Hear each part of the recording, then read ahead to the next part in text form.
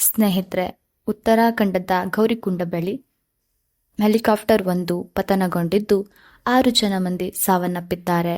ಹೌದು, ಕೇದಾರನಾಥಕ್ಕೆ ಪ್ರಯಾಣಿಸುತ್ತಿದ್ದ ಹೆಲಿಕಾಪ್ಟರ್ ಉತ್ತರಾಖಂಡದ ಗೌರಿಕುಂಡ ಬಳಿ ಪತನಗೊಂಡಿದ್ದು ಪೈಲಟ್ ಹಾಗೂ ಮಗು ಸೇರಿ 6 ಜನ ಮಂದಿ ಸಾವನ್ನಪ್ಪಿದ್ದಾರೆ. ಹೆಲಿಕಾಪ್ಟರ್ ಪತನಗೊಳ್ಳುವ ಮೊದಲು ತ್ರಿಜುಗಿನಾರಾಯಣ ಮತ್ತು ಗೌರಿಕುಂಡ ನಡುವೆ ಸಂಪರ್ಕ ಕಡಿತಗೊಂಡಿದ್ದು ನಾಪತ್ತೆಯಾಗಿತ್ತು ಎಂದು ಹೆಚ್ಚುವರಿ ಮಹಾನಿರ್ದೇಶಕ ಡಾಕ್ಟರ್ ವಿ. ಮುರುಗೇಶನ್ ತಿಳಿಸಿದ್ದಾರೆ. ರಕ್ಷಣಾ ತಂಡಗಳು ಸ್ಥಳಕ್ಕೆ ಧಾವಿಸಿದ್ದು ಕಾರ್ಯಾಚರಣೆ ನಡೆಸುತ್ತಿದೆ.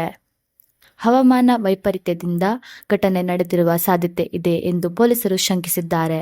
ರುದ್ರಪ್ರಯಾಗ್ ಜಿಲ್ಲೆಯಲ್ಲಿ ಬೆಳಗಿನ ಜಾವ ಸುಮಾರು 5:30 ಸಮಯದಲ್ಲಿ ಘಟನೆ ಸಂಭವಿಸಿದ್ದು ಹೆಲಿಕಾಪ್ಟರ್ ಹೊತ್ತಿ ಉರಿದಿದೆ.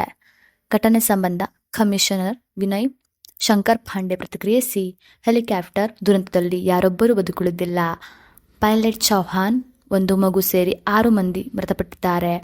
ಕೇದಾರನಾಥ್ ದೇವಸ್ಥಾನ ಸಮಿತಿಯ ಸದಸ್ಯರೊಬ್ಬರು ಕೂಡ ಇದೇ ಹೆಲಿಕಾಪ್ಟರ್ನಲ್ಲಿದ್ದರು. ಈ ಹೆಲಿಕಾಪ್ಟರ್ ಆರ್ಯನ್ ಕಂಪನಿಗೆ ಸೇರಿದೆ ಎಂದು ತಿಳಿಸಿದ್ದಾರೆ. ಹೆಲಿಕಾಪ್ಟರ್ ದುರಂತದ ಬಗ್ಗೆ ಉತ್ತರಾಖಂಡ ಸಿಎಂ ಪುಷ್ಕರ್ ಸಿಂಗ್ ಧಾಮಿ ಎಕ್ಸ್ನಲ್ಲಿ ಬೇಸರ ವ್ಯಕ್ತಪಡಿಸಿದ್ದಾರೆ. ಈ ಘಟನೆ ನೋವು ತರಿಸಿದೆ.